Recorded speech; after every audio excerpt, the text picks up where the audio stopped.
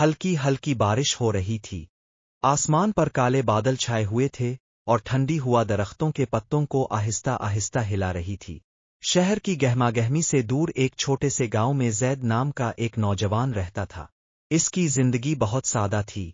वो एक मामूली सी दुकान पर काम करता था और शाम को अपने बीमार वालिद और बूढ़ी वालिदा की खिदमत में लग जाता था।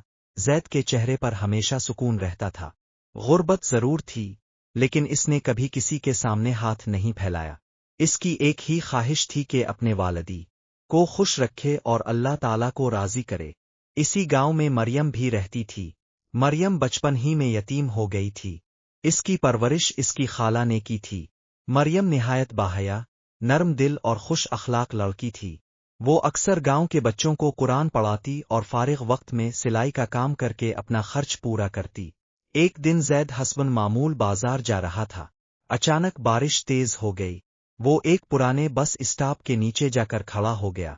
चंद लम्हों बाद एक लड़की भी भीगती हुई वहां आ पहुंची। जैद ने नजरें झुका ले ताका बेअदबी न हो।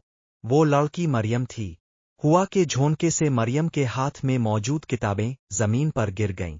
जैद ने फौरन आगे बढ़कर किताबें उठाईं और खामोशी से इसकी तरफ बढ़ा दे। ये लीजिए, मरियम ने मुस्करा कर कहा। जज़ाक अल्लाह खैरा।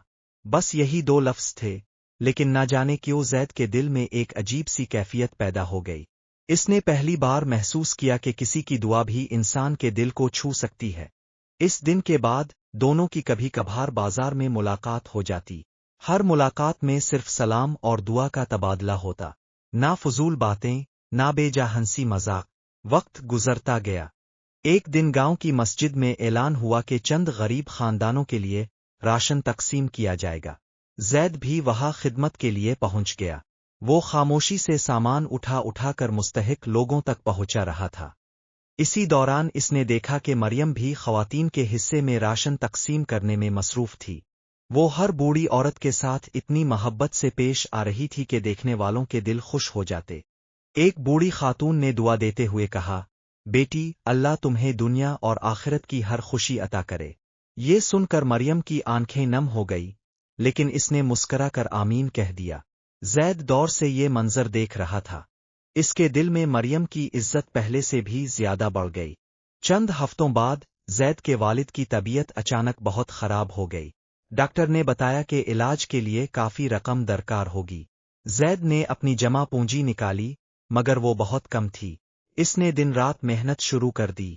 सुबह दुकान, शाम मजदूरी और रात को हिसाब किताब। एक शाम वो शदीद थकावट के साथ घर लौट रहा था कि रास्ते में बारिश शुरू हो गई। वो एक दरख्त के नीचे रुका ही था कि सामने मरियम खड़ी थी। अब बहुत परेशान लग रहे हैं, सब खैरियत है? जैद ने मुख्तसर सा जवाब दिया, अबू की तबीयत खराब है, दुआ कीजिए। मरियम ने फौरन आसमान की तरफ देखा और धीमी आवाज में कहा, अल्लाह ताला उन्हें कामिल शिफा अता फरमाए।